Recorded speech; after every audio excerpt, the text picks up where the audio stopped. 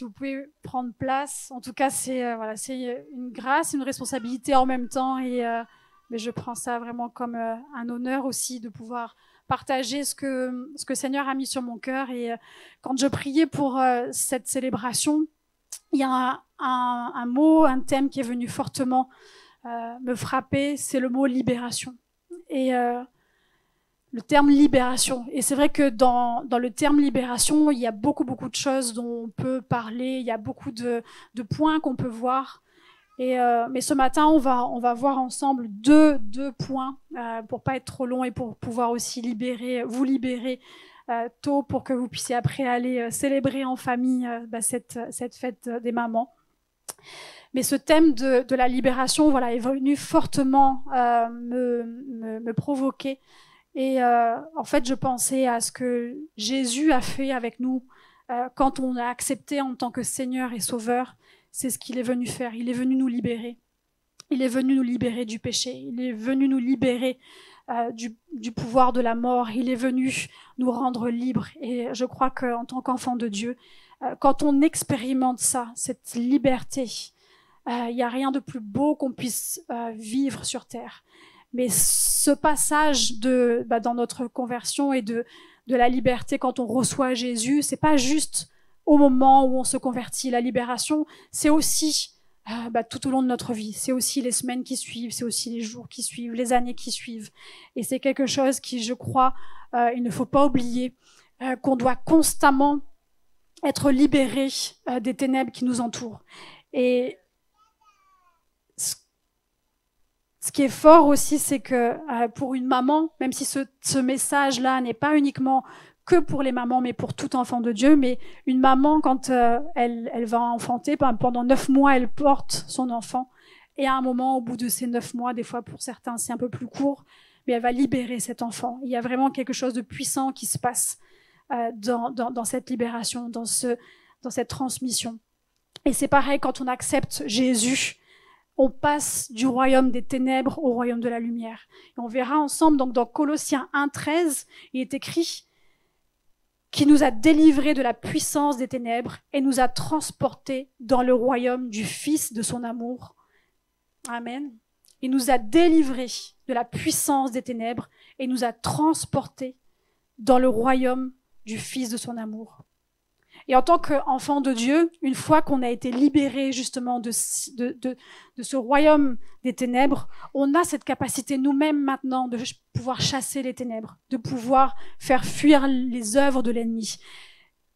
Et c'est ce que j'aimerais vous encourager aujourd'hui, c'est d'être justement une voix pour libérer.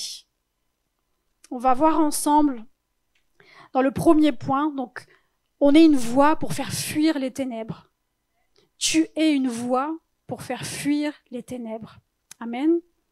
On a reçu le Saint-Esprit, non pas uniquement pour le garder pour nous, mais pour le libérer pour les autres qui sont autour de nous. On est devenus des libérateurs.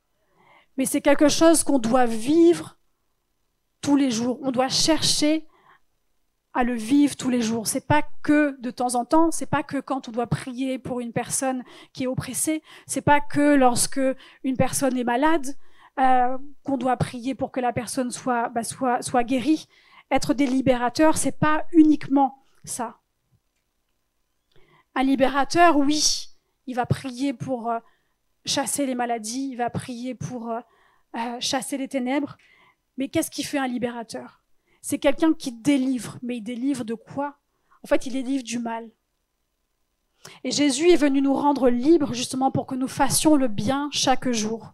C'est pas uniquement pour qu'on fasse ce qu'on a envie, pour pas qu'on fasse nos plans, nos propres désirs. Bien évidemment, il nous donne une propre volonté. Il va nous laisser faire nos choix. Il va nous laisser choisir ce qu'on aime. Je veux dire, quand je me suis habillée aujourd'hui, je vais pas demander ce que j'allais mettre. J'ai choisi moi-même la tenue que je voulais mettre. Donc, bien évidemment, il va nous laisser un libre choix. Mais quand je parle de devenir un libérateur, c'est pour faire sa volonté à lui. Pour que dans chaque jour de nos vies, on décide de faire le bien. On décide de bénir. On décide de libérer son amour. On décide de donner la vie à ceux qui nous entourent. Amen. Dans 1 Jean 3,8, il est écrit « Celui qui pêche est du diable, car le diable pêche dès le commencement. Le Fils de Dieu a paru afin de détruire les œuvres du diable. » On voit que la mission, une des missions que Jésus a eues sur terre, justement, a été de détruire les œuvres du diable. Et en tant que parent, en tant qu'enfant de Dieu également, on peut justement laisser un héritage sur cette terre. Certains vont laisser peut-être un héritage matériel, qui peut être bien, qui peut être gros, qui peut être extraordinaire pour leurs enfants. Mais je crois que le plus bel héritage qu'on puisse laisser à nos enfants et à nos proches, c'est vraiment la foi et c'est vraiment d'être des libérateurs en Jésus-Christ. Amen. Psaume 18, 29 nous dit « Oui, tu fais briller ma lumière, l'Éternel, mon Dieu, éclaire mes ténèbres. » Je crois que c'est une prière exceptionnelle à faire, je crois, chaque jour, de demander à Dieu de faire briller notre lumière et d'éclairer nos ténèbres. Parce que l'ennemi, il veut pas nous faire de cadeaux. C'est pas parce que maintenant on a accepté Dieu dans notre vie qu'il va nous lâcher, pas du tout. Il va chercher constamment à venir, à revenir. Il va chercher constamment à nous freiner, à nous stopper. Et c'est pour ça qu'on doit prier chaque jour afin de demander à Dieu sa grâce pour que nous prenions notre autorité en tant qu'enfants de Dieu et en tant que libérateurs pour stopper les ténèbres dans nos vies, dans la vie de ceux qui nous entourent. Même que ce soit au niveau de votre travail, peut-être que vous avez des personnes, vous entendez leur histoire, vous entendez ce qu'elles vivent, vous entendez peut-être des situations terribles de personnes qui passent par des tragédies. Mais si tu as Christ, tu es capable de venir emmener de la lumière dans la situation de ton collègue, de ton ami, de tes parents, de tes enfants. Amen. Éphésiens 5,8 nous dit « Autrefois, vous étiez ténèbres, et maintenant vous êtes lumière dans le Seigneur. Marchez comme des enfants de lumière. » C'est un magnifique verset. Et je crois qu'on doit demander à Dieu chaque jour de nous donner sa grâce justement pour le vivre et pour l'incarner et pour le vivre de manière pratique dans notre quotidien. Et je crois que c'est ce que nos enfants aussi et les gens autour de nous ont besoin de voir. Pas juste d'entendre qu'on est chrétien, pas juste d'entendre qu'on va à l'église, pas juste d'entendre qu'on prie, mais qui voient comment on réagit, ils voient comment on vit, ils voient comment on parle également, parce que les gens, en fonction de comment on parle, on peut les influencer également. Est-ce qu'on est toujours en train d'encourager positif, ou est-ce que on va être dans des états d'âme qui vont toujours aussi être dans le sens de la personne qui ne connaît pas Dieu. Donc tout ça, c'est un travail, je dirais, quotidien, et on a besoin de sa grâce pour pouvoir le vivre et être, je dirais, des incarnations de sa parole. Et j'aimerais qu'on puisse voir ensemble un exemple puissant dans la parole de Dieu, de l'apôtre Paul, dont vous avez certainement lu les histoires et les écrits dans la parole, mais particulièrement dans Actes 19, versets 11 à 17.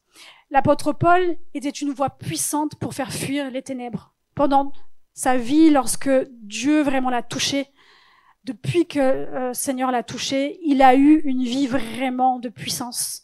Il est passé des ténèbres à la lumière.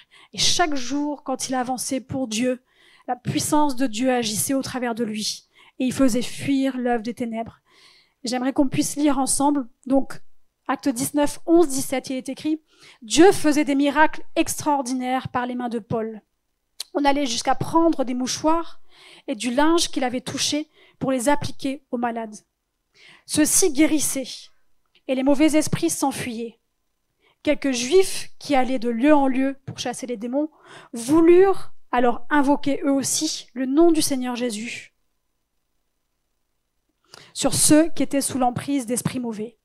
Par le nom de ce Jésus que Paul annonce, disait-il, je vous ordonne de sortir.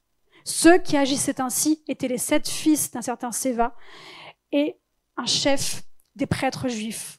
Mais l'esprit mauvais leur répondit, Jésus, je le connais. Paul, je sais qui c'est, mais vous, qui êtes-vous? Là-dessus, l'homme qui avait en lui le mauvais esprit se jeta sur eux, les maîtrisa et les malmena avec une telle violence qu'ils s'enfuirent de la maison, les vêtements en lambeaux et couverts de blessures. Cet incident fut connu de tous les habitants d'Éphèse, juifs et grecs, furent saisis tous de crainte, et le nom du Seigneur Jésus fut l'objet d'un grand respect. Je crois que c'est un passage puissant qui peut nous donner une leçon, une belle leçon. Et justement, on peut retirer vraiment un principe puissant dans ce passage. On voit que Paul accomplissait des miracles, même son mouchoir. Ils utilisaient son mouchoir pour guérir les malades, pour chasser les esprits mauvais.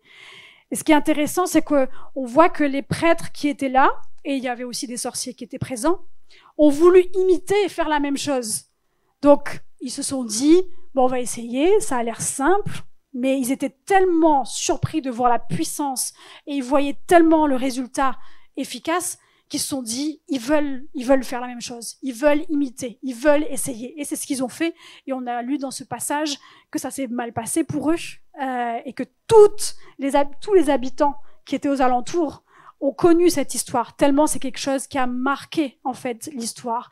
Et on peut se poser la question sur pourquoi est-ce qu'ils n'ont pas eu le même résultat que Paul. Parce que s'ils ont essayé, c'est que quand même il y avait un petit peu de foi.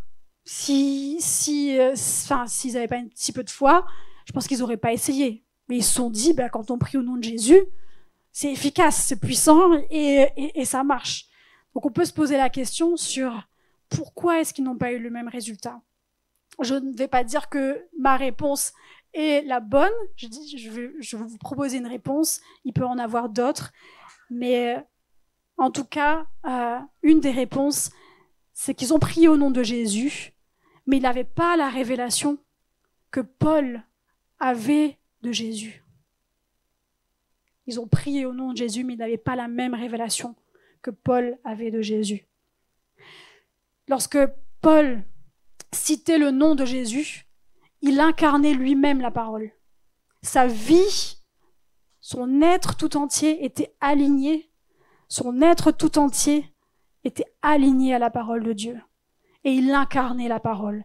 Et je crois que c'est un exemple puissant et que c'est peut-être une réponse à ce pourquoi ils n'ont pas eu le même résultat. Et je crois qu'en tant que chrétien, bien souvent, c'est super parce qu'on essaye de faire pareil, on lit les passages de la parole de Dieu, on les lit, on les proclame, mais parfois, on n'a pas forcément le même impact parce que peut-être que notre vie n'incarne pas les vérités de la parole de Dieu. Bien évidemment, on est tous en chemin, on a tous des progrès à faire. Il y a tellement de vérités de la parole de Dieu qu'on doit pratiquer, qu'on doit vivre. Et on est en processus de transformation, on est en processus de changement. C'est pareil pour moi, c'est pareil pour vous, on n'est pas là pour se comparer, mais c'est un processus qu'on doit essayer en tout cas de progresser, d'atteindre, d'incarner la parole dans ce que Dieu lui-même nous demande. Amen. Et je crois que pour justement nos enfants et ceux qui nous entourent, c'est ce dont ils ont besoin de voir. Ils ont besoin de voir des chrétiens, des hommes et des femmes qui aiment Dieu, mais qui incarnent la parole. Pas juste qui citent des versets, pas juste qui font des prières pour bénir, mais qui incarnent la parole par leur choix quotidien, par leur réaction quotidienne. Amen. Et il y a un exemple que j'aimerais vous partager, en tout cas un verset, sur comment incarner la parole dans un passage de Philippiens 4, 6. C'est un passage qui, je crois, beaucoup d'entre nous, on utilise quand on passe par des difficultés, quand on passe par des situations compliquées. Ce verset nous dit « Ne vous inquiétez de rien, mais en toute chose, faites connaître vos besoins à Dieu par des prières et des supplications, avec des actions de grâce. Et la paix de Dieu, qui surpasse toute intelligence, gardera vos cœurs et vos pensées en Jésus-Christ. » Je crois qu'on a tous certainement lu et prié ce verset. Et dans ce verset, la première partie, on voit qu'il y a quelque chose qui doit se passer. Quand on vient devant Dieu, qu'on lui dépose nos fardeaux, quand on déverse à Dieu nos fardeaux dans la prière, Il doit avoir un échange qui se passe. On va le relire dans le verset suivant. Ce qui se passe, c'est qu'il y a un transfert. Dieu lui-même nous transmet quelque chose quand on lui donne notre fardeau. C'est à la place du fardeau, tu reçois de la part de Dieu la paix de Dieu. Ton cœur est gardé et tes pensées sont gardées en Jésus-Christ. Amen. On voit que ce verset nous parle de notre action à nous, ce que nous on doit faire, qu'on doit déposer, et ce que Dieu, lui, doit faire en nous, de cette transmission. Mais bien souvent, j'ai vu, et moi-même j'ai expérimenté, il y a certaines situations où j'ai prié, j'ai demandé à Dieu de prendre ce fardeau pour pas que je m'inquiète, pour que sa paix me remplisse. Mais en fait, des fois, ça n'a pas forcément fonctionné. Pourquoi ? Parce que ce paquet-là qu'on veut lui remettre, parfois, quand on sort de notre moment de prière, en fait, on l'a pas complètement lâché, on l'a récupéré avec nous. Et on ressort avec ce paquet-là. Alors je crois qu'il faut qu'on apprenne justement à incarner sa parole, à dire Seigneur, ce paquet-là, ce fardeau, je le laisse là, dans ma chambre, dans le moment de prière. Je veux pas le récupérer. Je te le donne et moi, je veux ta paix. Je veux que tu gardes mon cœur. Je veux que tu protèges mes pensées. Et ce fardeau, on le dépose et il ne revient plus. Et je crois que c'est ce que la puissance de sa parole fait et elle est agissante. Amen. Merci Seigneur pour sa parole qui est puissante et qui est vérité.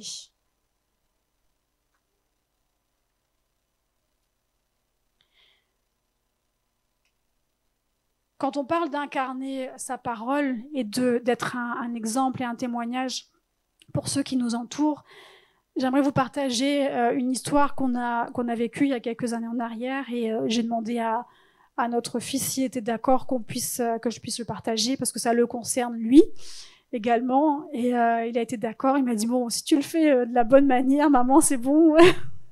J'ai fait t'inquiète pas. Bon, on verra si comment il a vécu ça après.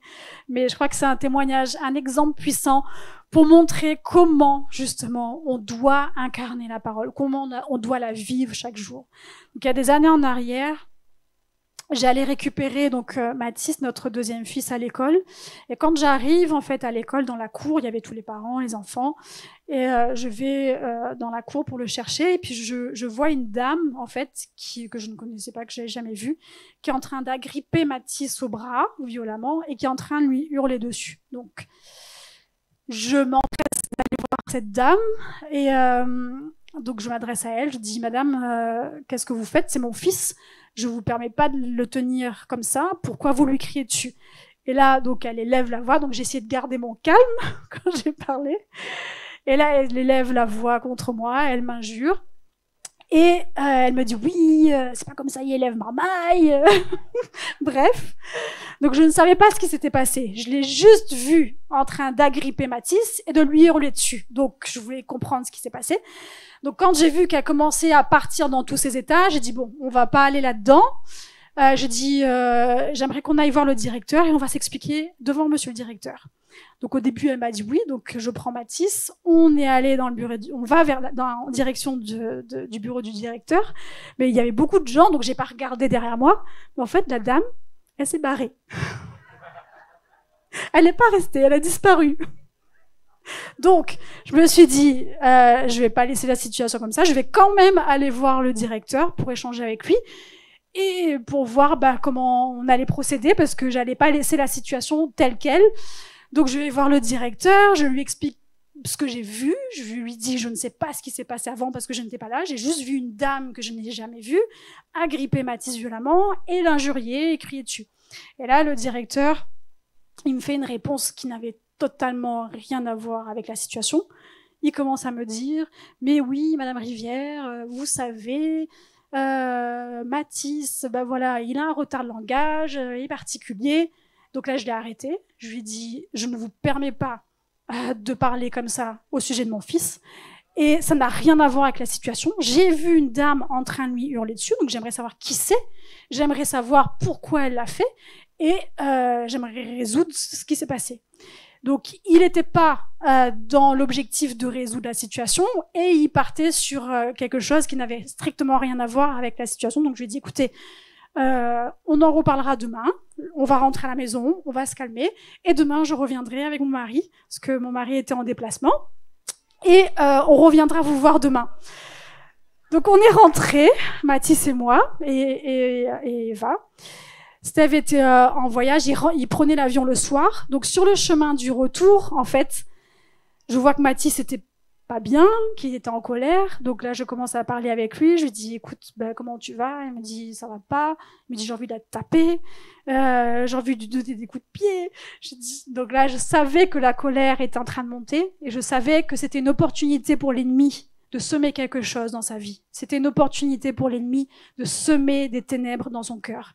Et là, j'ai dit, non, je laisserai pas la situation comme ça. Donc, je lui ai expliqué, j'ai dit, Mathis, j'ai dit, cette situation, elle est injuste. J'ai dit, maman a pris ta défense. Elle a parlé avec cette dame-là. On est parti voir le directeur. On va aller revoir le directeur demain. On va gérer la situation. Mais surtout, on va demander à Dieu. On va prier et on va demander à Dieu de faire justice. Et on va demander à Dieu de changer la situation. Donc, je le laisse rentrer à la maison. J'appelle Steve, je lui explique. Il prie, moi je prie de mon côté. Et j'explique à Mathis plus tard, je dis, écoute, je comprends que tu sois en colère avec cette dame. Je dis, mais quand quelqu'un te fait du mal, tu as le choix, soit de répondre en faisant le mal, ou soit tu as le choix de répondre en faisant le bien. Je dis, Jésus est venu nous montrer l'exemple de la réponse à avoir. Quand quelqu'un nous fait du mal, il nous demande de répondre en faisant du bien. Donc cette dame qui t'a agressé verbalement, tu as le choix de la libérer, de libérer cette colère-là qui est en toi, de la pardonner et de ne pas garder cette colère, cette violence-là dans ton cœur.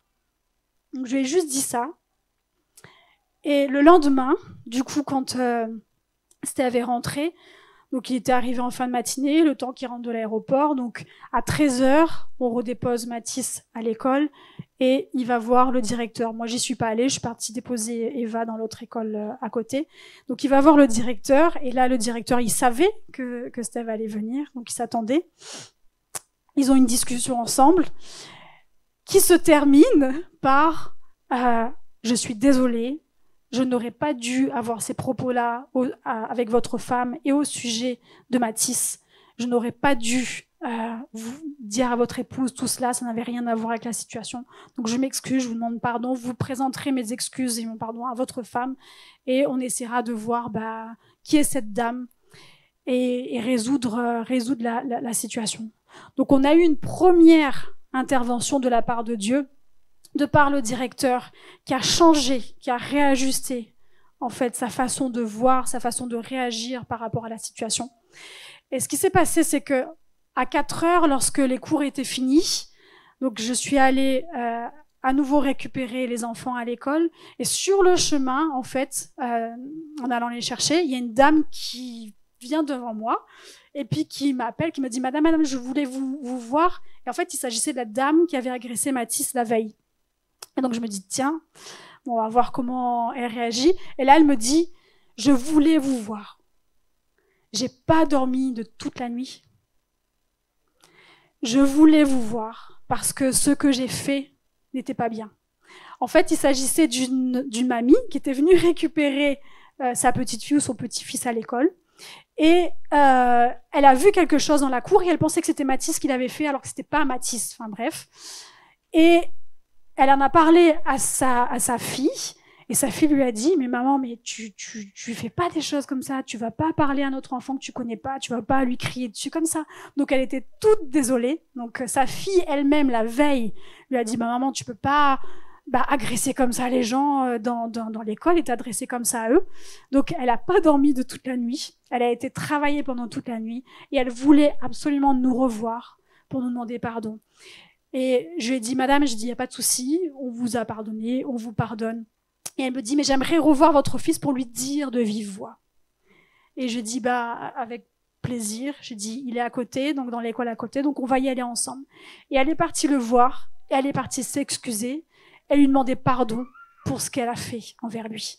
Et ça a été un acte puissant, ça a été un moment puissant, parce qu'on voit que dans une petite situation, c'était pas une grosse situation, c'était une petite situation, mais comment dans une petite situation comme ça, l'ennemi peut venir s'engouffrer et essayer de s'engouffrer dans nos cœurs, dans nos pensées, mais comment nous, on peut réagir pour incarner la parole de Dieu. Et je crois que c'est un exemple simple, mais ô combien, quand on arrive en fait à s'aligner avec la parole de Dieu, comment on voit la puissance de Dieu qui agit rapidement. Amen. Amen. Merci Seigneur. Et je crois que ce qu'on a vécu, en fait, au-delà de la réaction de la dame, parce que oui, elle a eu une belle réaction, elle a eu cette humilité de venir aussi demander pardon, mais au-delà de ça, en fait, on savait que c'est Dieu lui-même et que spirituellement, il y avait quelque chose qui s'était passé dans l'esprit, parce qu'on avait réussi à s'aligner avec la parole de Dieu. On avait réussi à incarner, en fait, la parole de Dieu sur le moment, en réagissant, en pardonnant à l'instant présent, lorsque la personne nous a fait du mal et nous a fait du tort. Et c'est ce que j'aimerais vous encourager, à être ce canal, à être une voix, en fait, pour libérer les autres, à être une voix et un exemple, en fait, pour tous ceux qui vous entourent, à leur montrer comment, en Jésus-Christ, on peut agir, comment on peut emmener la puissance de Dieu, comment on peut aimer, même quand les gens nous détestent.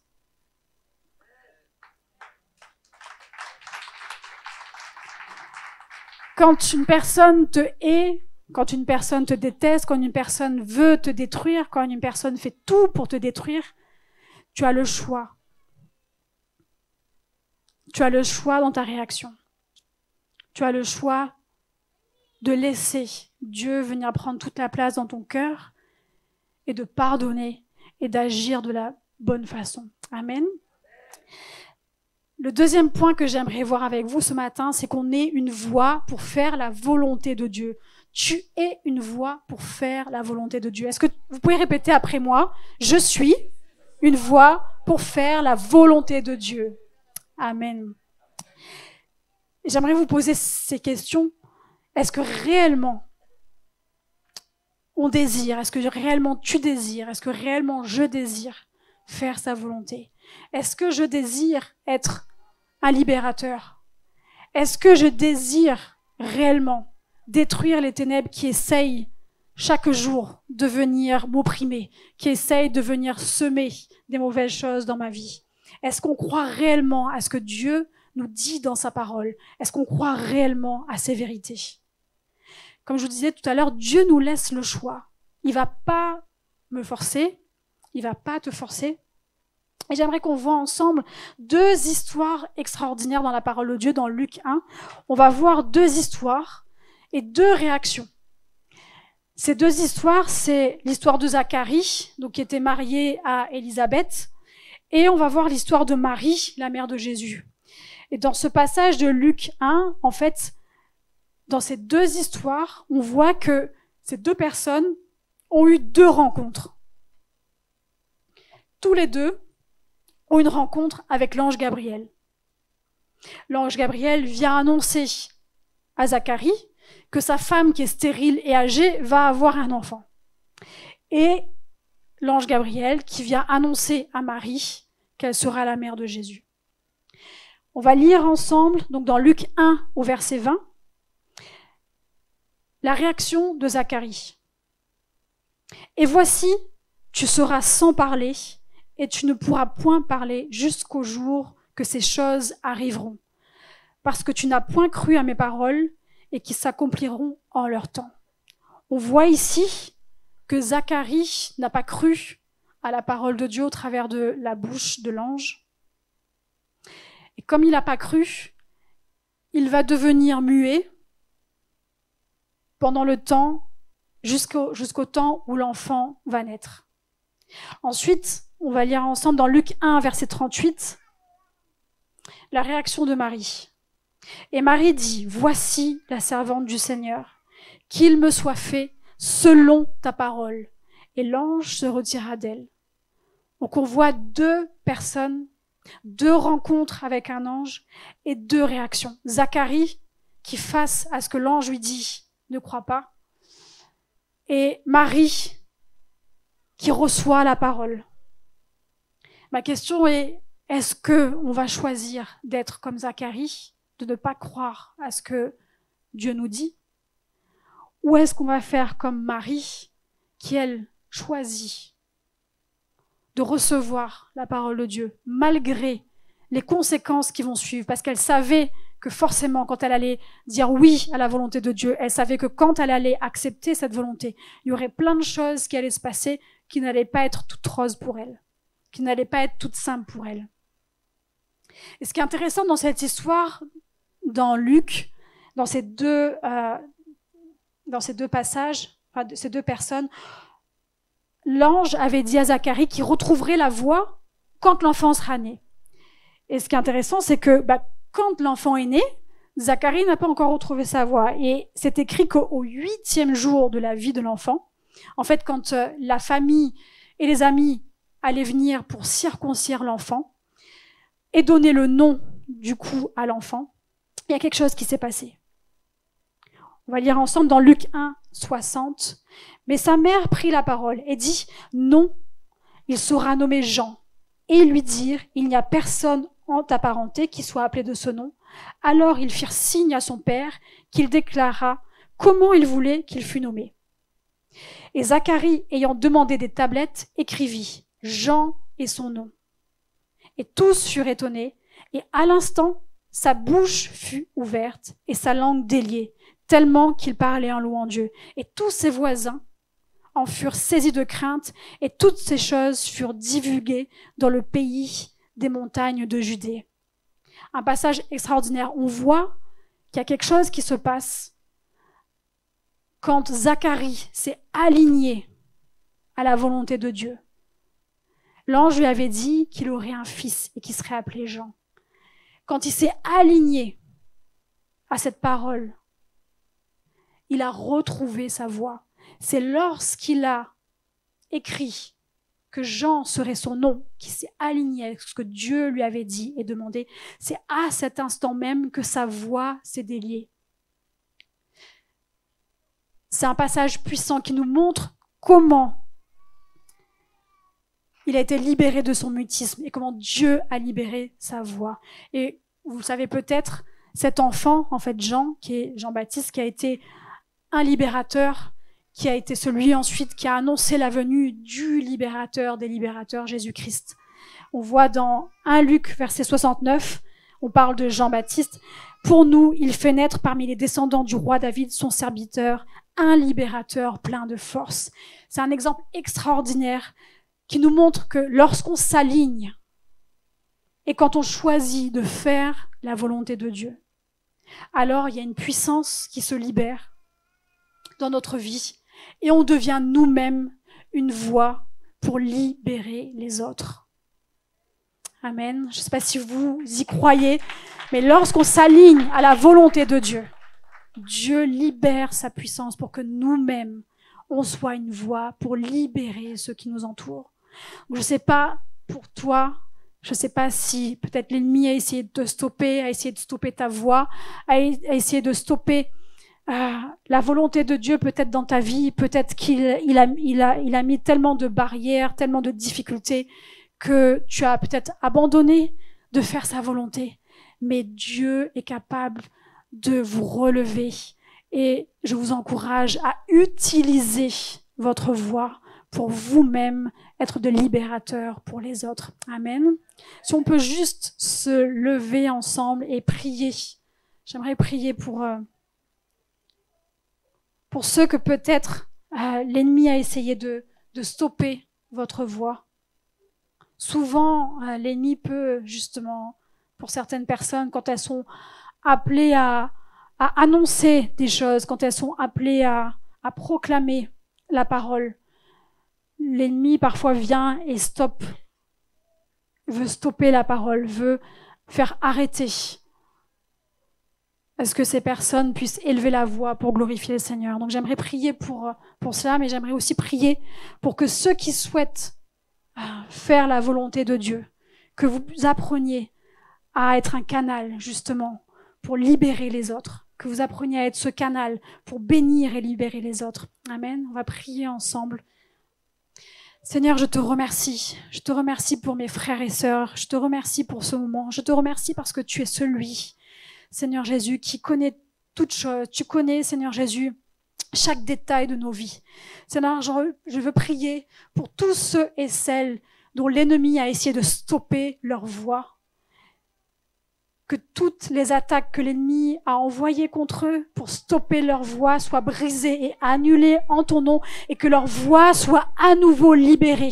Que tu puisses libérer leur voix, que tu puisses les utiliser avec puissance, qu'ils puissent se lever afin, Seigneur Jésus, que ton nom soit glorifié, afin, Seigneur Jésus, que les ténèbres puissent être chassées, Seigneur Jésus, afin que tu puisses les utiliser avec puissance. Je te remercie, Seigneur, parce que tu es celui qui connaît toutes choses et tu es celui qui bénit, tu es celui qui donne la vie. Alors merci Seigneur Jésus de libérer la voix de ceux et de celles qui ont été stoppés, que toute œuvre de l'ennemi contre eux soit brisée en ton nom Jésus.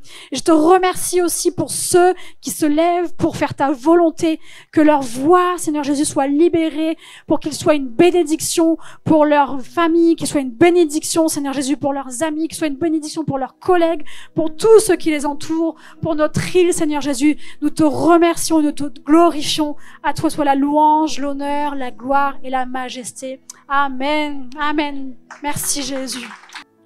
Merci d'avoir suivi ce message. J'espère que ce message a fortifié votre foi. Merci également pour tous ceux et celles qui nous soutiennent au travers de votre générosité. Vous avez en bas de votre écran un QR code qui vous conduira vers une page qui s'intitule jeveubénir.com. Merci de nous aider à propager sa parole. D'ailleurs, si ce message a fortifié votre foi et que vous connaissez quelqu'un de votre entourage qui aurait besoin de l'entendre, n'hésitez pas à lui partager ce message. Aussi, je vous encourage, si vous le souhaitez, à vous abonner à notre chaîne YouTube. Nous avons des messages nouveaux chaque semaine. Nous sommes aussi présents sur d'autres médias dont vous aurez donc les liens dans la description ci-dessous. En tout cas, merci de nous avoir suivis. Soyez bénis.